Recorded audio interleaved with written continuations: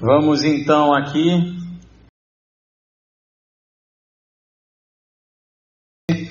a se colocar de pé com a palavra do Senhor aberta no texto de Efésios, capítulo 6. Nós vamos ler do versículo 1 até o versículo 4. Efésios 6, Efésios capítulo 6, versículo 1 até o versículo 4. Diz assim a palavra de Deus: Filhos, obedeçam a seus pais no Senhor, pois isto é justo. Honre o seu pai e a sua mãe, que é o primeiro mandamento com promessa, para que tudo corra bem com você e você tenha uma longa vida sobre a terra. E vocês, pais, não provoquem os seus filhos à ira, mas tratem de criá-los na disciplina e na admoestação do Senhor. Deus nos abençoa, Pai, nessa manhã, pelo estudo, reflexão da Tua Palavra, que seja um tempo de repensar, de nos enchermos, ó Pai, do Teu Espírito, já que o propósito do texto que estamos estudando é sobre o enchimento do Espírito. Então, que nessa noite a Tua Palavra seja um instrumento para nos buscarmos o enchimento do Espírito Santo. Nos ajuda, Pai, nas nossas fraquezas, tanto filhos quanto pais aqui presentes, que ouçamos a Tua voz, em nome de Jesus.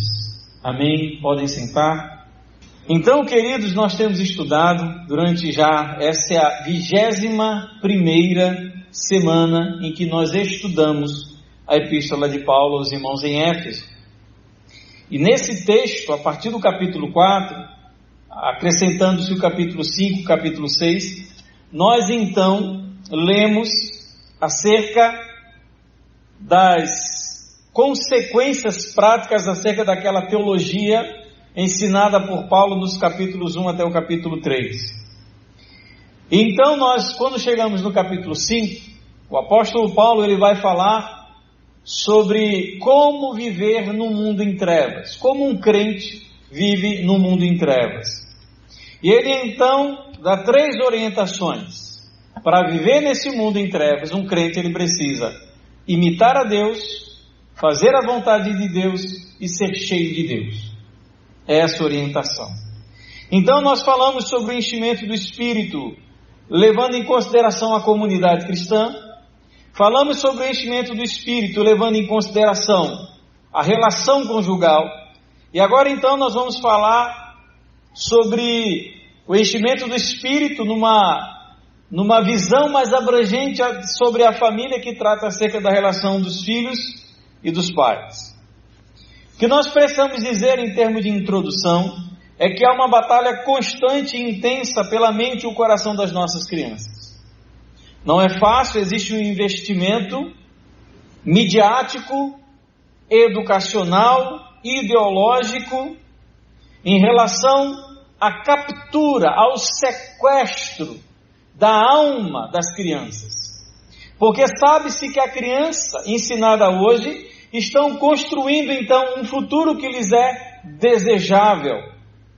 Diferentemente do adulto, que possui uma relativa capacidade de julgar informações e vivências, nós olhamos, somos expostos a determinados conteúdos na internet, ou na mídia, ou na TV, nós temos essa capacidade, esse discernimento de julgar se determinadas coisas são boas ou ruins. Diferente de nós, adultos, pessoas mais maduras e com uma vivência maior, a criança ela tem uma nata predisposição à absorção de todo tipo de conhecimento e experiência.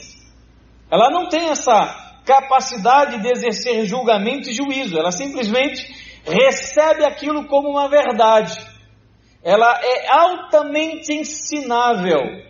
Então ela capta aquelas mensagens, aquelas figuras, e ela não tem juízo suficiente para julgar se deve ou não praticar, realizar determinados feitos que ela assiste na internet. Elas captam palavras, imagens e ações e as praticam sem julgar se são ou não boas ou ruins. Elas simplesmente fazem. E elas estão a todo momento sendo expostas a todo esse tipo de conteúdo. Eu fui quando era criança, os irmãos foram, os nossos jovens foram, os nossos adolescentes foram, as nossas crianças estão sendo, e assim vai.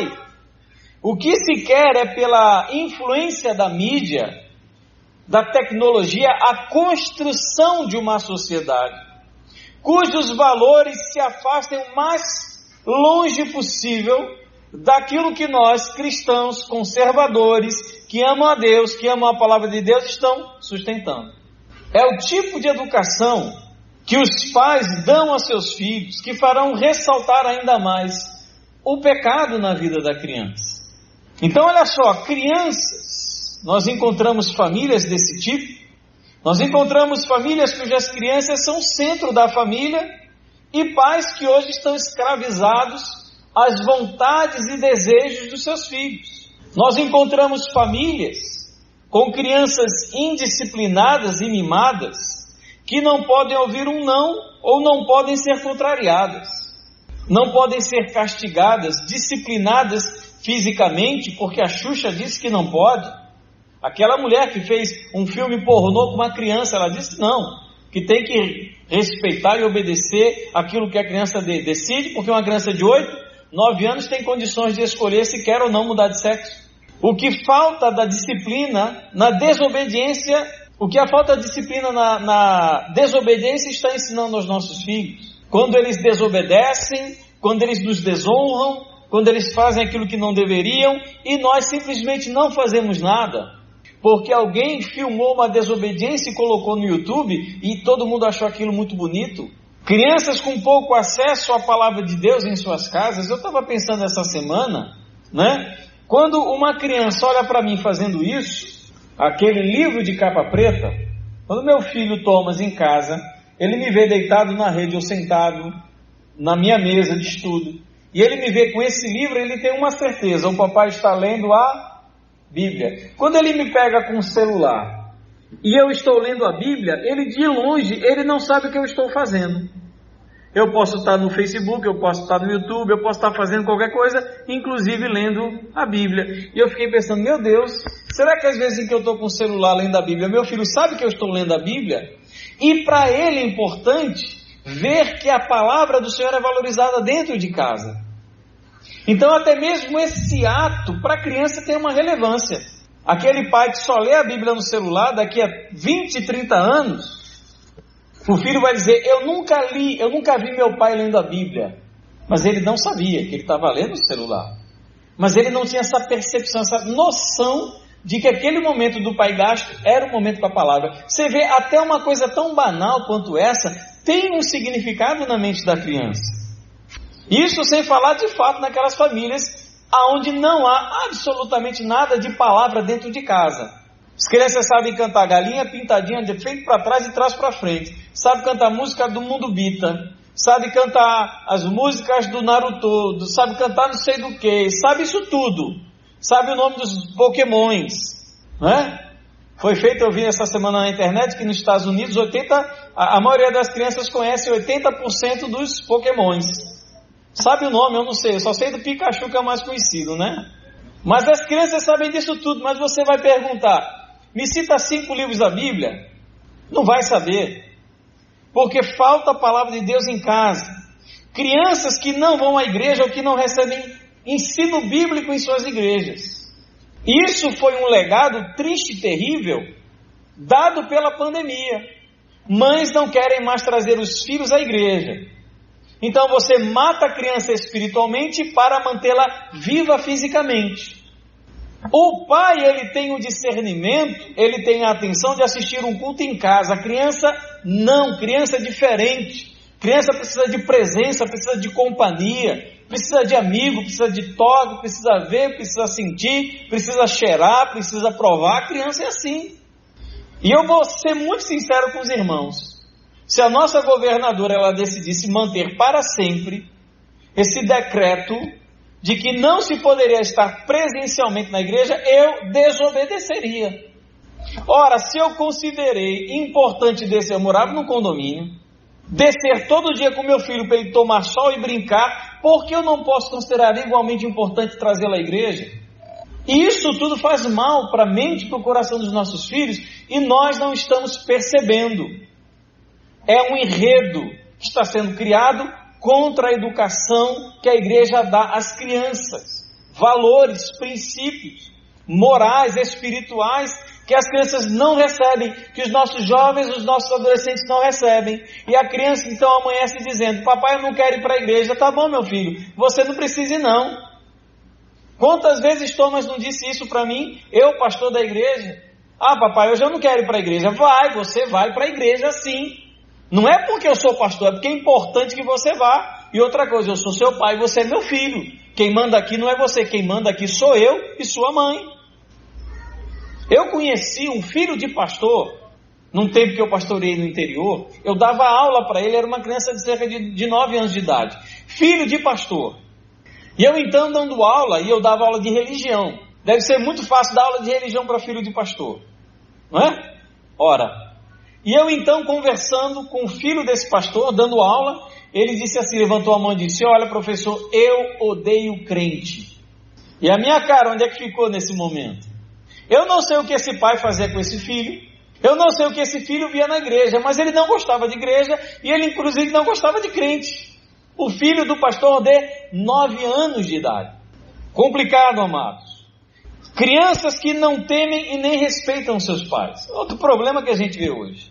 As crianças perderam o temor. E esse temor não é medo, é aquele respeito venerável em relação à figura de autoridade. É o mesmo temor que eu tenho por Deus, não apenas porque eu sei o que Deus pode fazer comigo, mas porque eu o amo. Eu sei que Deus é mais forte do que eu sei que Deus pode muito mais do que eu sei que Deus conhece muito mais do que eu, mas mesmo sabendo que Ele pode me disciplinar e castigar, ainda assim eu amo. Esse tipo de disciplina, de temor, falta em nossas famílias. Eu preciso que meu filho me respeite, não só porque ele me ame, mas que ele me tema também. E parece que falar sobre temor, sobre esse tipo de respeito na família, os psicólogos dizem que não vale, que a criança tem suas ideias, que a criança tem as suas vontades e devem ser respeitadas. E Paulo então, ele vai continuar o tema do enchimento do Espírito Santo, tratando acerca do mesmo tema que ele tratou sobre esposo e esposa, sobre submissão. Porque Paulo, ele diz, submetam-se uns aos outros no Senhor. Ele fala acerca do marido, da sujeição da mulher ao marido, submissão, da maneira como o marido se sujeita à sua esposa pelo amor, e agora ele vai falar desta mesma sujeição dentro da relação de pais e filhos. É o mesmo tema. E ele começa então, versículos 1 a 3, falando acerca dos deveres dos filhos com os pais. E em seguida, versículo 4, ele vai falar do dever dos pais com os seus filhos. Os filhos para os pais, eles têm 2 deveres: o dever da obediência e o dever da honra. Versículo 1, o dever da obediência. O primeiro dever de um filho para com o pai é a obediência. Obediência.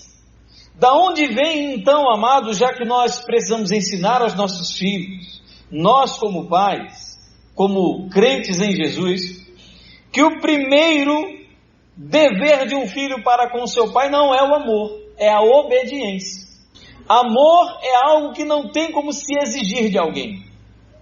Ou a pessoa ama ou ela não ama, mas obediência você tem o dever de exigir. Eu não amo muitos dos nossos políticos, eu não amo muitas das nossas leis, mas eu me submeto a elas por dever de obediência. Quando eu estou na rua andando, chega um carro da polícia e manda eu parar, eu paro não é porque eu amo a polícia, não é porque eu conheço aquele policial e eu amo, que eu tenho um sentimento de afetos pela corporação da Polícia Militar do Estado. Eu obedeço por obediência. Eu aceito aquela obediência. E muitas vezes por temor. Porque sei que se eu não obedecer, alguma coisa ruim com certeza pode acontecer. Da onde vem então essa disposição da criança à obediência? Muitas vezes nós falamos que a disposição da obediência vem por sentimentos como carinho, amor, afeição, gratidão e estima. A criança, ela vai me obedecer se ela tiver por mim carinho, amor, afeição, gratidão e estima, e muitas vezes os pais fazem o quê? Para conquistar essas coisas, eles compram isso das crianças. Aguardam que a criança desenvolva esses sentimentos para então exigir-lhe obediência. O texto de Efésios não está dizendo isso. O texto de Efésios, ele fundamenta o dever da obediência em duas coisas. Primeiro, a criança ela deve obedecer, ou filho, porque filho não é só criança, o filho deve obedecer, essa obediência no Senhor. Ela obedece por causa de Cristo, por causa da devoção e do amor que ela tem a Deus. Por isso ela se submete. Porque ela sabe que a vontade de Deus para a sua vida é que ela obedeça aos seus pais. Então a criança ela se submete porque primeiro ela ama a Deus, porque ela respeita a Deus, porque ela conhece a Deus. Muitas vezes sabe o que falta dentro da nossa família? Não é sentimento de pai para filho, é sentimento de filho para Deus. Porque os nossos filhos estão tão longe de Deus, estão tão alheios a Deus, amam tão pouco a Deus que não conseguem se sujeitar a esse mandamento. Não conseguem obedecer aos pais no Senhor. Fazem isso por quê? Porque é orientação e mandamento divino. Como eu amo a Deus, eu vou obedecer o meu pai. Então, primeiro, essa obediência se deve no Senhor. Segundo, se deve obedecer porque é justo. Palavra justo significa que Deus considera isso algo a ser feito. Por que a criança deve obedecer? Porque Deus diz que isso é o certo. Se você ama Cristo, você irá fazer aquilo que é certo. Se a criança ama Cristo, ela vai fazer aquilo que é devido. Obedecer aos pais é o certo a ser feito porque Deus o considera assim. Então, desobedecer aos pais é um ato de desobediência a Deus e à sua vontade. E é justo, porque eles estão nesse mundo por causa da gente. Thomas não existiria se não fosse por mim e Ana Laura. Ele não comeria se não fosse por mim e por ela. Ele não estudaria se não fosse por mim e por ela. É justo então, porque quem paga as contas lá em casa sou eu. Isso não está errado não. Está certo isso. Quem manda, manda porque pode. Quem manda, manda porque tem condições de mandar. Quer cuidar da sua vida? Quer tomar as suas decisões? Estude, trabalhe, arrume emprego e saia de casa. Mas enquanto estiver aqui na minha casa, quem manda sou eu. Não importa a sua idade. Se não fosse por mim, se não fosse por sua mãe, você não existia. Várias vezes eu disse isso para Thomas. Várias e várias vezes.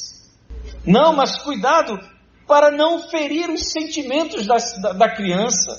Eu não estou ferindo, eu estou treinando a criança para entender a realidade da vida, porque isso um dia vai acontecer com ela.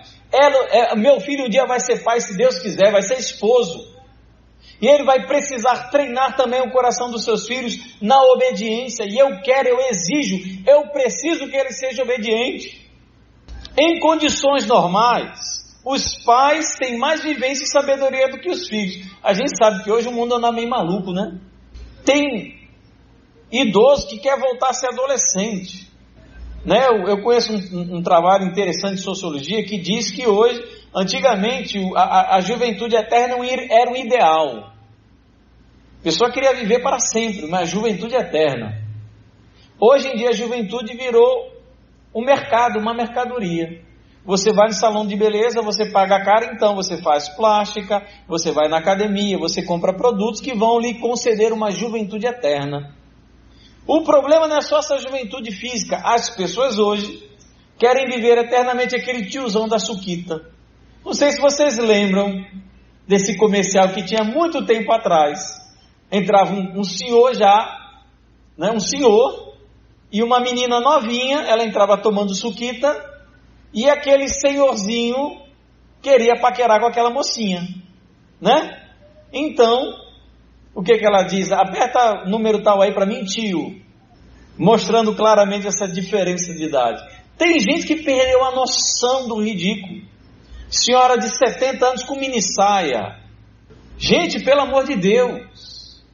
O tempo passa para todo mundo e nós precisamos encarar que os tempos idos, eles representam para as pessoas sábias crescimento, edificação, sabedoria.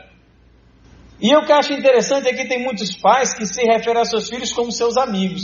E eu já disse muitas vezes para Thomas, eu disse: Thomas, melhor amigo na sua vida, além de seu pai, é só Deus. Ninguém nunca vai ser tão amigo de você quanto o seu pai. Acima de mim, amigo só Deus. Mas tem um detalhe que eu preciso que ele saiba, é que eu não sou só amigo dele, eu sou pai dele. Eu não sou companheiro, amigo das aventuras, assim como qualquer outro. Eu sou pai, eu sou muito mais do que um amigo, eu sou um pai. E ele precisa me ver e me respeitar dessa maneira. A relação entre pai e filho, ou mãe e filho, é uma relação insubstituível em determinados aspectos. Tanto que Deus, ele se apresenta como nosso pai. Você pode não ter na sua vida um pai humano, mas você sempre vai ter um pai espiritual, que é o nosso Pai do céu. Então, primeiro, dever da obediência. Segundo, dever, versículos 2 e 3, dever da honra. Tanto o dever de obedecer, quanto o dever de honrar, estão fundamentados na palavra de Deus. Em Êxodo, capítulo 20, versículo 12. Filhos, honrem seu pai e sua mãe. Isso é um mandamento, isso é uma lei. Não é uma opção para a criança, não é algo que nós deixamos a criança. Eu vou fazer o meu melhor para que meu filho me obedeça. Não, é uma imposição para ele, para que eles honrem pai e mãe. Honrar é muito mais do que obedecer. Enquanto a obediência se caracteriza por atos externos em relação a orientações e determinações dos pais, é aquela história, não faça isso, a honra se caracteriza por uma disposição interior. Se meu filho, ele se sente bem obedecendo ou não, eu não estou nem aí, eu quero é que ele obedeça. Papai, eu não me sinto bem obedecendo, eu não estou nem aí, eu quero que você me obedeça. Então, se ele faz isso de maneira feliz ou não, não importa, obediência é uma imposição, faz porque deve ser feito. Meu filho, por favor, não se jogue do terceiro andar do lugar onde a gente mora. Papai, eu não estou sentindo essa direção sua, eu estou tão afim de me jogar daqui. Tá bom, meu filho, já que você está sentindo isso. A obediência se fundamenta em coisas que devem ou não ser feitas, enquanto a honra se caracteriza por uma disposição interior. A honra está além de uma imposição legal.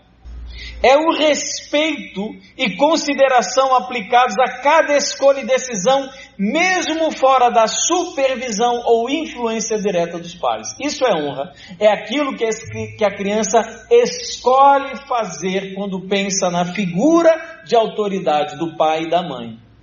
Meu pai não está aqui. Meu pai não está na escola. Meu pai não está no trabalho. O meu pai nem vivo mais é.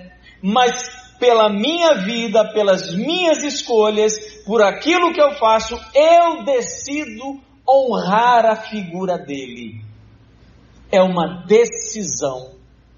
Escolha honrar o seu pai e a sua mãe. Quando o filho tem a disposição de honrar os seus pais, é como se eles sempre estivessem presentes. Isso é honra.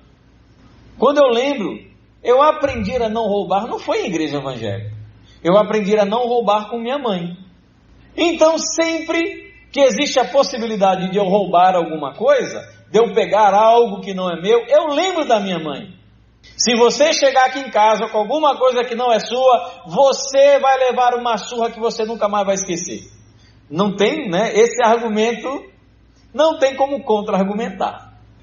Principalmente vocês sabem que mãe tem uma mira muito apurada quando se trata de lançar chinelo, não é? São muito hábeis em fazer isso. Então eu sempre lembro das doces palavras da minha mãe: meu filho, o dia que você roubar alguma coisa, você vai levar uma surra que você nunca mais vai esquecer na sua vida.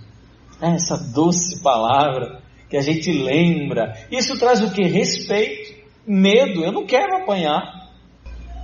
Então, essa disposição precisa estar incutida no coração dos nossos filhos. Mesmo que nós não estejamos presentes, eles não desejarão nos desonrar. Meu pai é um homem tão honesto. Meu pai sofreu muita coisa na vida. Eu estou falando do meu pai mesmo, seu Luiz. Faleceu há alguns anos. Passou por tanta coisa na vida, mas eu nunca vi meu pai roubar alguma coisa. Nunca vi. Eu sempre vi ele trabalhando. Ganhava pouco, um sufoco, um sofrimento, mas eu nunca vi ele pegando algo que não era das outras pessoas. Agora, a gente quer ser aquele pai. Meu filho, respeite a sua mãe, mas quando chega em casa trata a mulher como cachorra, trata a mulher como escrava. Qual o referencial que essa criança vai ter? As crianças aprendem mais com aquilo que fazemos do que com aquilo que falamos. Então nós precisamos dar um referencial de honra através da maneira que nós honramos a Deus e que nós honramos aos nossos cônjuges. Eu fico imaginando, eu presenciei isso. Não sei, talvez se minha mãe depois ouça essa reflexão. Eu ficava muito triste quando eu via as discussões entre meu pai e minha mãe. Quem nunca passou por situações difíceis no que diz respeito a pai e mãe? E eu vou dizer uma novidade para vocês. A tendência natural do homem é reproduzir aquilo que aprendeu em casa. Pais violentos geram filhos violentos. Pais desobedientes geram filhos desobedientes. Pais que não amam a Deus geram filhos que não amam a Deus. Pais fracos geram filhos fracos. Semana dessa, meu filho estava brincando na pracinha, que eu sempre levo a ele, e eu vi uma coisa que me deixou estarrecido. Assim, ele brincando com uma pessoa, que quando eu via, eu não conseguia identificar se era menino ou menina. Eu acho que tinha uns 8, 9 anos, brincando com Thomas, e eu olhando, eu disse, é menino, parado. Quando começava a se mexer, é menina. E eu disse, não, é menino. Eu disse, não, é menina. Eu só descobri o sexo porque eu perguntei a Thomas o nome da pessoa com quem ele brincava. E ele disse, era um menino. Mas todos os trejeitos de andar, de gestuar, era um jeito de menina. Aprendeu com alguém, ou com um pai fraco ou com uma mãe muito forte. As crianças veem, as crianças fazem. Elas precisam aprender a honrar um pai e uma mãe.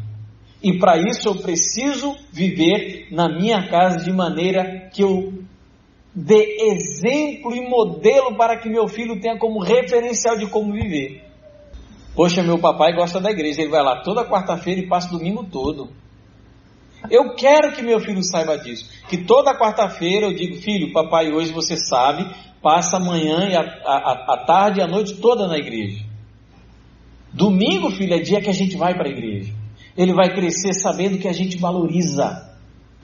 E eu valorizo ele. Às vezes eu quero estar em casa descansando. Filho, papai, vamos lá para a praça? Eu disse, vamos, meu filho. Eu tomo banho. Eu tenho que sair 2 vezes. Primeiro eu tenho que sair com o cachorro. Eu passeio com o cachorro, porque não dá para sair com os dois. Porque o cachorro fica desesperado andando com o Thomas. Maluco.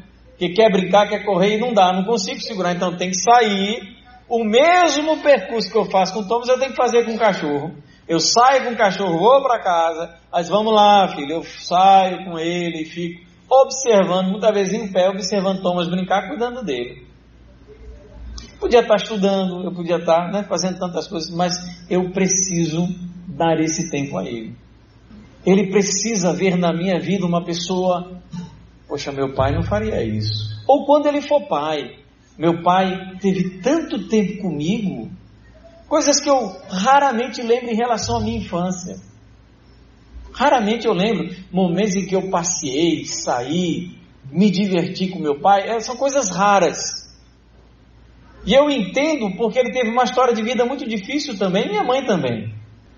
Mas eu quero dar alguma coisa diferente para o meu filho, a minha presença, o meu carinho, a minha amizade, a minha palavra de autoridade. Deus, a palavra do Senhor, para que ele então, lá no futuro, quando ele tiver o filho e a esposa, e ele tiver a oportunidade de trair a esposa dele, ele pense que não vale a pena destruir a família dele. A gente constrói a vida dos nossos filhos a partir do momento em que eles são gerados.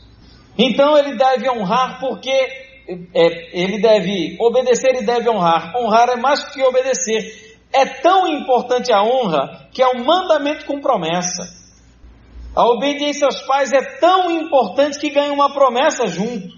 E essa promessa é tão maravilhosa que ela se divide em duas partes. Primeiro, para que tudo corra bem com você. Seguir, agora preste atenção, seguir a orientação de pais piedosos. Não é qualquer pai não. Não é qualquer pai. Não é obedecer qualquer mandamento. A gente tem vários exemplos de crianças que servem de aviãozinho de traficante. Elas obedecem? Obedecem.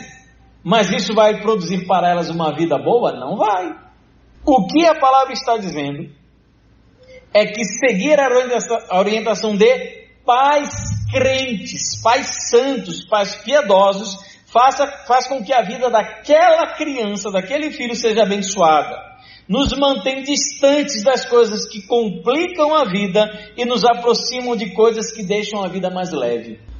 Não é? Tem aquela história, cuidado com suas cabritas que os meus bodes estão tudo soltos. Aí daqui a pouco o filho aparece com uma adolescente grávida em casa. Mamãe me dá dinheiro para abortar. Da onde veio isso? Falta de pai piedoso em casa. Criança conseguiu tirar 0 em todas as matérias da escola. Chegar em casa vai ter surra. Surra para o pai. Quem tem que apanhar é o pai. Porque não é possível que o pai não tenha cuidado da educação do filho durante todo o ano. Pais piedosos vão fazer com que as crianças aprendam a fazer coisas boas e ter uma boa vida. Fico imaginando a desonra para um pai santo, um pai piedoso, um pai crente, ver um filho se envolvendo com todo tipo de porcaria. Virou político, virou ladrão. Virou policial, agora é espancador. Virou empresário, desvia dinheiro do imposto de renda. Isso é ter vida boa? É vida boa, é vida agradável, é tudo corra bem, segundo o que a Bíblia diz que é correr bem. Não é ter dinheiro sempre na conta. É chegar em casa e conseguir botar a cabeça no travesseiro e dormir de noite. Não ter que ficar inventando mentira para filho e para mulher. Para que tudo corra bem com você e também para que você tenha uma vida longa sobre a terra. Seguir orientações de pais piedosos faz com que a vida seja longa. Nos mantém distantes das coisas que encurtam a vida. Não é? Negócio que meu filho nunca me viu fazer. Tomando cerveja. Eu nunca sentei no bar, nunca levei meu filho para tomar cerveja. Até porque eu não bebo cerveja. Nunca me viu acendendo um cigarro para fumar. Não é porque eu fumo escondido, eu não fumo. Nunca há de ver-me fazendo isso. E consequentemente eu espero que ele entenda que essas coisas fazem mal para a vida. Nunca me viu passando a noite, virando o varão da noite, perdendo tempo, ao invés de estar descansando, tendo meu tempo de descanso. Pais piedosos vão ensinar os seus filhos a como ter uma vida longa, uma vida abençoada. Quero dar um exemplo para você. Se tem uma coisa que hoje ceifa a vida das pessoas é a ansiedade. Não é o drama do momento, não é o que mais levam as pessoas a consumirem remédio, ansiedade. A Bíblia tem uma receita muito simples que um pai pode ensinar para um filho acerca da ansiedade. Não andeis ansiosos por coisa alguma. O segredo está na palavra. E o pai piedoso vai ensinar: meu filho, vamos orar e entregar ao Senhor. E essas coisas então prolongam a vida. Aí você pergunta assim: mas por que tem tantos pais piedosos que os filhos morrem cedo? Porque o que a Bíblia está dizendo é que a garantia de uma vida longa não é só a honra aos pais. É uma das coisas que produzem uma vida longa, mas outras são necessárias. Não adianta você ser um homem que honra seu pai e sua mãe, mas você naquele dia sai com seus amigos, seu amigo bebe, enche a cara, dirigindo o carro, capota o carro e morre. E aí adiantou honrar pai e mãe? Existem outras coisas que produzem uma vida longa ou encurtam a vida. Se quiser ter uma vida longa, precisa aprender a honrar pai e mãe. Se o meu filho me honrar, nesse caso que eu disse, quando ele vê um amigo bebendo, ele diz: não, desculpe, mas eu não vou andar com você no carro. Aí ele vai prolongar mais a vida dele. Relação de filhos com os seus pais, obediência e honra. Relação dos pais com os filhos. E ele diz o que não se deve fazer e o que se deve fazer com o filho. O que não se deve fazer? Ele diz que não se deve, olha só o versículo 4, o que diz? Não provoquem os seus filhos a ira. O que isso significa? Não provocar a ira, em outra versão, significa desanimar. Isso representa um tipo de vida familiar conduzida por pais sem sabedorias que sobrecarregam seus filhos, que não dão absolutamente nenhum espaço, exigentes demais, imprudentes, muitas regras, muitos nãos. Eu acho interessante, lendo o comentário de William Hendrickson, ele tem um comentário sobre o texto de Efésios, que é um dos comentários que eu uso para preparar esse estudo, e ele diz assim: 6 maneiras de desanimar ou irritar os seus filhos. Então, pais, por favor, anotem pelo menos a primeira palavra. Primeiro, superproteção. Uma coisa é chamar atenção para o risco e ter cuidado. Outra coisa é não prepará-lo para uma vida arriscada. Eu lembro, Thomas, ele sempre foi um menino destemido. Vocês já viram aqui, essa janela mais alta que tem, ele sobe igual um macaco e pula igual um gato. Já viram isso aqui? E eu sempre vi que Thomas é um menino que não tem medo. Ele aprendeu a nadar praticamente sozinho. Se jogava em piscina funda, e pai, eu ficava maluco com um negócio desse. Então vamos treiná-lo e fazer com que ele saiba os limites e a segurança com que ele deve brincar. Thomas, acho que tinha 3 anos, ele subiu no parapeito do nosso apartamento, no 3º andar lá em Parnamirim. Tinha 3 anos por aí, 2 para 3 anos. Subiu, escalou e ficou brincando no parapeito. Não é na grade do parapeito. Claro, tinha tela de proteção, mas ele ficava aquela brincadeirazinha, sabe, saudável, deliciosa. E o porteiro até ligou lá para o apartamento, disse: olha, cuidado que o menino está pendurado ali na varanda. 3 anos de idade. O que eu fiz? Eu dei-lhe uma surra? Não. Eu levei ele para baixo do condomínio que a gente mora. A gente tinha na área de lazer um parapeito, e eu ensinei como é que ele fazia para subir e descer num lugar alto.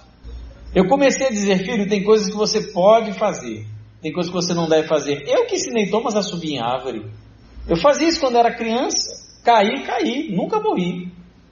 E eu ensinei a maneira segura de fazer isso. Uma coisa, queridos, é super proteger o filho. Não pode, não faça, cuidado. Isso acaba com a criança.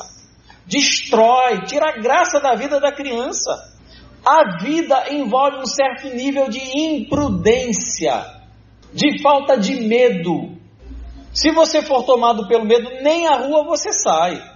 Então, primeiro ele fala superproteção. Segundo, favoritismo.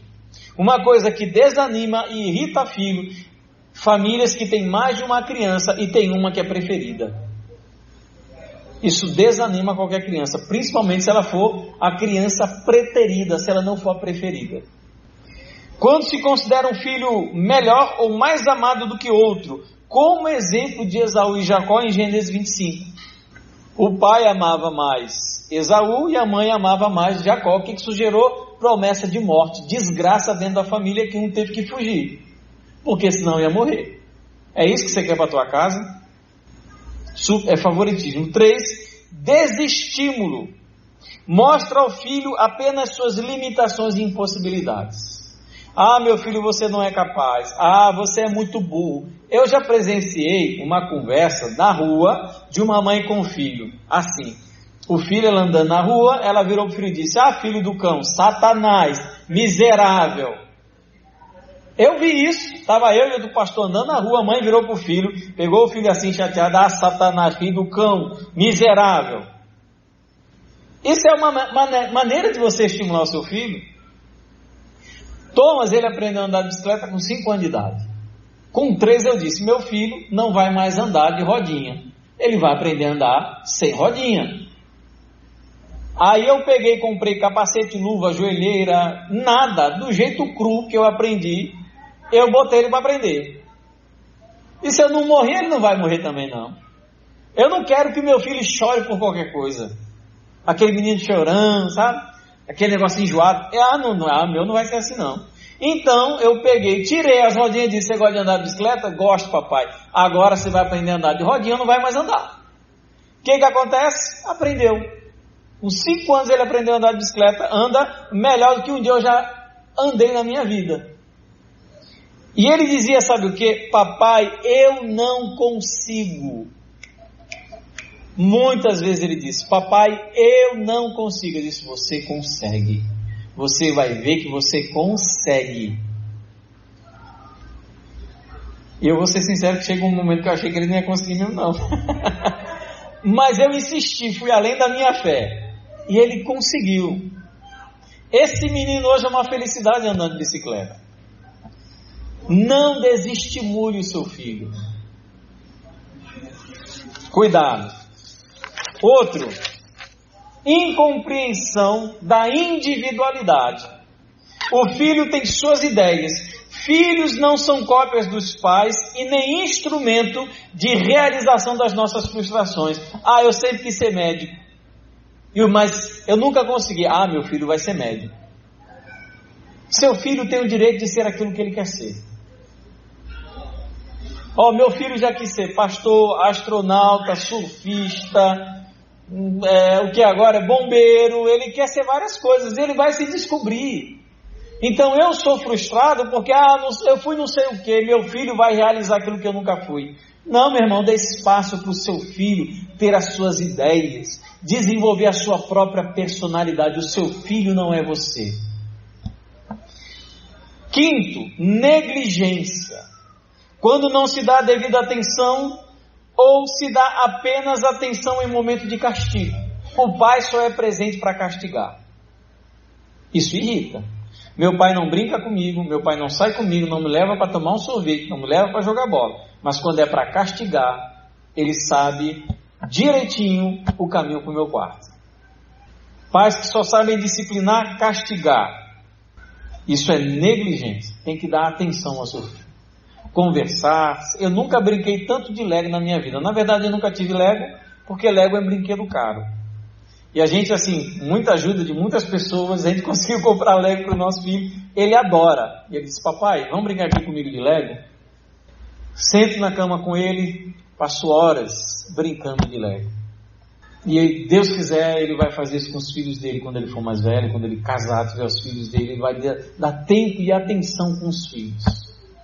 Sexto e último, palavras ásperas e crueldade. Um pai cuja única forma de amar é o castigo, exacerba a sua autoridade e força superior, infligindo castigos injustos e cruéis. Eu já fiz isso. Já disciplinei Thomas injustamente com raiva. Depois eu pedi perdão. Filho, papai não deveria ter lhe disciplinado. Me perdoe. Então, palavras ásperas, só é ignorante. Eu conheci uma história, eu presenciei isso. E eu fiquei tão chocado que eu fiquei sem reação. O pai chegou perto do filho, eu vi isso. O pai chegou perto do filho e foi dar um cheiro na cabeça do filho. E o filho, de maneira intuitiva, fez o quê? Colocou assim, tipo afastou a cabeça. Sabe aquele momento que você não quer abraço de ninguém? Talvez fosse esse momento do filho. Esse pai deu um cascudo tão seguro na cabeça dessa criança, deu um tapa forte. Me dê um cheiro aqui, rapaz. O menino começou a chorar. Crueldade. Isso irrita, isso desanima qualquer pessoa. Isso no seu trabalho. Se alguém lhe trata mal, é cruel com você, é desonesto, ou então é injusto, você não fica desanimado não. Então por que você faz isso com o teu filho? Trata ele mal, trata ele com ignorância, não valoriza os acertos que ele tem, as vitórias que ele tem. Queridos, o meu filho, várias vezes, eu fui chamado à escola porque meu filho não parava de bagunçar. Eu fui chamado pelo coordenador. Era quantos anos, meu amor, que ele tinha? Primeira vez que ele foi chamado, quem foi chamado? 3 anos de idade. Eu fui chamado pelo coordenador pedagógico para conversar sobre o comportamento do meu filho. E a gente conversava, eu disciplinava, orava, ensinava. Faz muito tempo que ele não é mais chamado, que eu não sou mais chamado por causa disso.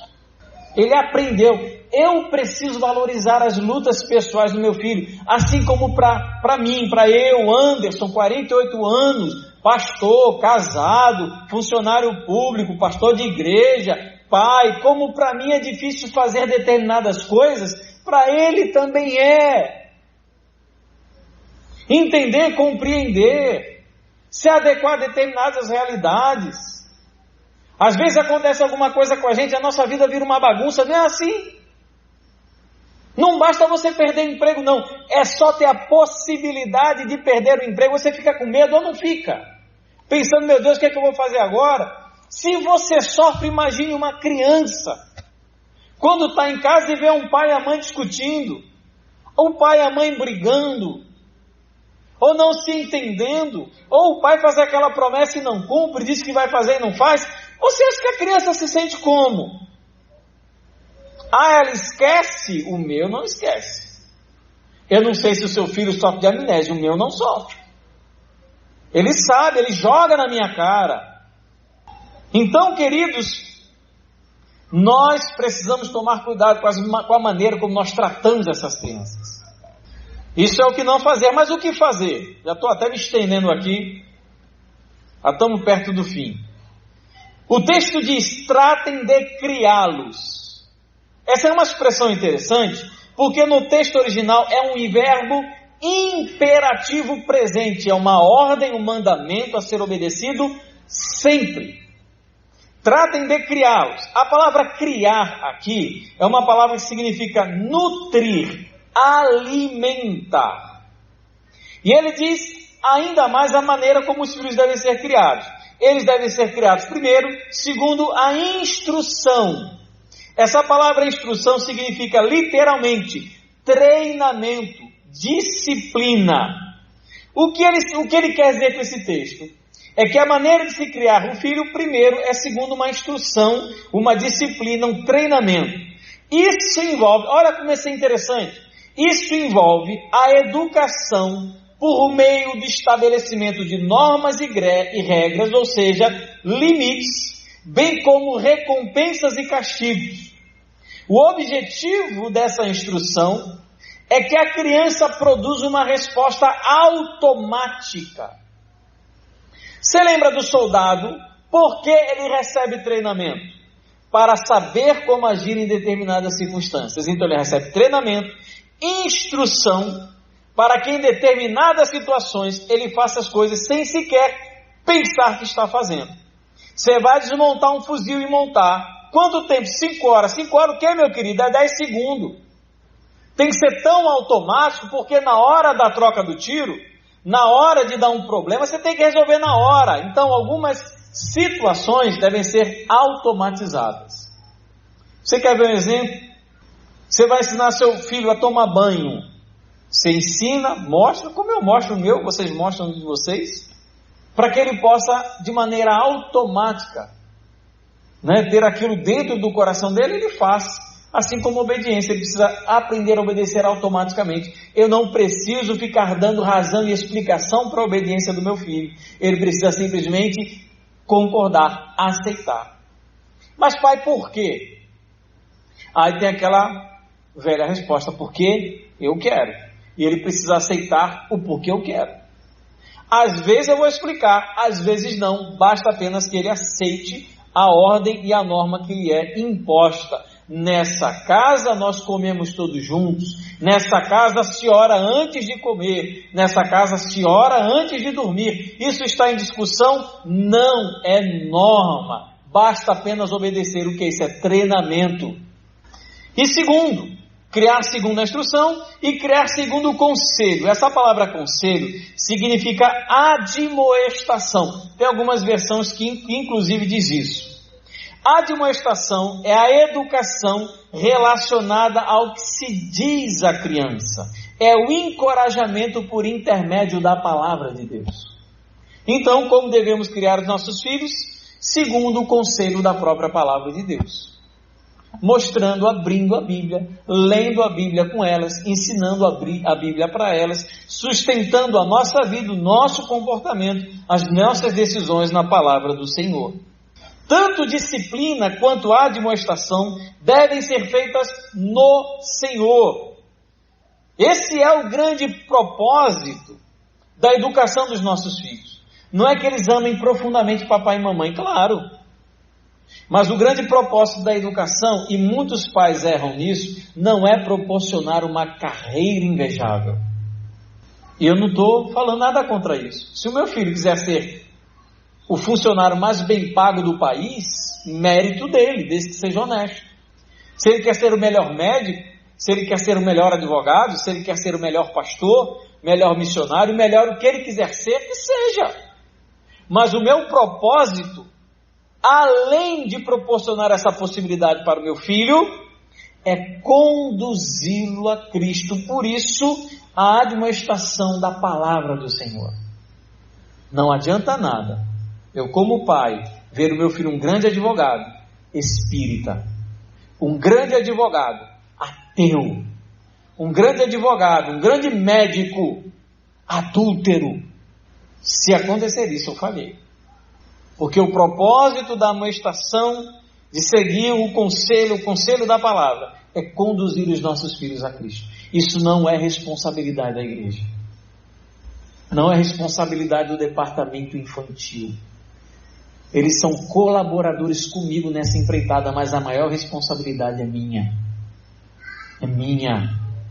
Não é do evangelista, não é do missionário. A minha responsabilidade como crente é conduzir os meus filhos a Cristo. Concluindo, existem 3 direções para as quais nós somos dirigidos.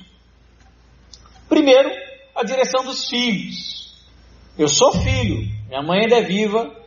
A Bíblia me ordena a obedecer e honrar os meus pais. E isso exclui toda ordem contrária à palavra de Deus. Eu não sou obrigado a obedecer meu pai e minha mãe se isso implica desonrar a Deus. Não, minha filha, eu vou explorar você sexualmente. Você é uma menina tão bonita. Eu vou chamar uns homens aqui para... isso nunca acontece. Acontece. Passou esses dias na televisão. O pai levava a filha para se prostituir e esperava ela do lado de fora. Isso não é coisa de cinema, não. Exclui normas contrárias à palavra de Deus. Talvez o que os filhos precisam, incluindo eu, seja de um arrependimento sincero e de uma obediência àquilo que nós falamos nessa manhã. Então, para os filhos de maneira prática, se você não tem honrado, não tem obedecido os seus pais, é momento de arrependimento. Segunda direção aos pais. Não educar os filhos segundo a disciplina e a admoestação do Senhor é pecado. Não importa se ele estuda no SEI, se ele estuda nas Neves, se ele estuda no contemporâneo, se está dando a melhor educação, se você pode dê. Mas você cria os seus filhos segundo a disciplina e a admoestação do Senhor para que eles conheçam a Deus. E criação dos filhos, eu digo como pais, é o tipo de pecado que nós recebemos, mais cedo ou mais tarde as consequências. Uma hora a consequência vem. Uma hora aparece. Talvez, querido, seja o caso de nós nos arrependemos do tipo de educação que temos dado aos nossos filhos. Interesse demais pelo academicismo. E aí meu filho já sabe tirar a raiz quadrada de número fracionário, já decorou a fórmula de Bhaskara, sabe fazer equação de segundo e terceiro grau. Poxa, meu filho, que bom. Quantos versículos da Bíblia você conhece? Papai, eu não conheço nenhum. Porque o pai e a mãe não ensinam. Não falam de Jesus em casa. Filho é doido para ir no campo, brincar, tomar banho de piscina, adora um shopping, uma praia. Filho, vão para a igreja. Papai, não quero não, acho tão enjoado, não gosto. É pai e mãe. Talvez seja o caso, amados, de fato nos arrependemos daquilo que temos feito na educação dos nossos filhos. E para ambos, Terceira direção para ambos. É como diz a Bíblia, os pais voltarem o coração para os filhos e os filhos voltarem o coração para os seus pais. Lares desajustados, famílias que caminham para uma situação difícil, longe do Senhor. E as coisas às vezes não acontecem de maneira repentina, às vezes acontecem, se usava uma expressão na minha época de estudante, isso acontece paulatinamente, ou seja, de maneira vagarosa, de maneira insistente, corriqueira, que às vezes a gente nem percebe, vai perdendo a mão, vai perdendo o interesse, vai perdendo o cuidado, e no final de tudo a gente acaba perdendo como pai e perdendo como filho. O que nós precisamos, queridos, é pedir restauração do nosso lar e da nossa família. Que Deus tenha compaixão e misericórdia de nós. Se queremos um lar nessa maneira, precisamos pedir: Espírito Santo, enche a nossa vida. Nos dê da plenitude do Espírito para que possamos ter a família dessa maneira. Uma família abençoada, com filhos crentes, que amam ao Senhor e que no futuro serão para nós coroa de glória. Pensa aí, amados, cada elogio que eu recebo, eu sei das dificuldades do meu filho, as lutas que o pobrezinho enfrenta. Quem é aqui do departamento infantil sabe. E cada vitória que ele tem, eu fico tão feliz, que eu sei das lutas que ele tem, que nós temos juntos, das conversas antes de dormir, das orientações. Eu sei que a luta para ele é assim como é a luta para mim. Mas eu sei, queridos, que dos dois, quem tem a maior responsabilidade sou eu. Pesa sobre mim, sobre Ana Laura, mais sobre mim como pai, como sacerdote da minha casa, sobre nossa responsabilidade. Vamos repensar essa relação que existe, que é única no nosso mundo, e é tão preciosa que a primeira instituição criada não foi o governo, não foi a faculdade, não foi a escola, foi a família. Tão preciosa para Deus. Nós precisamos dar uma atenção mais especial a elas. Amém, queridos? Vamos orar ao Senhor.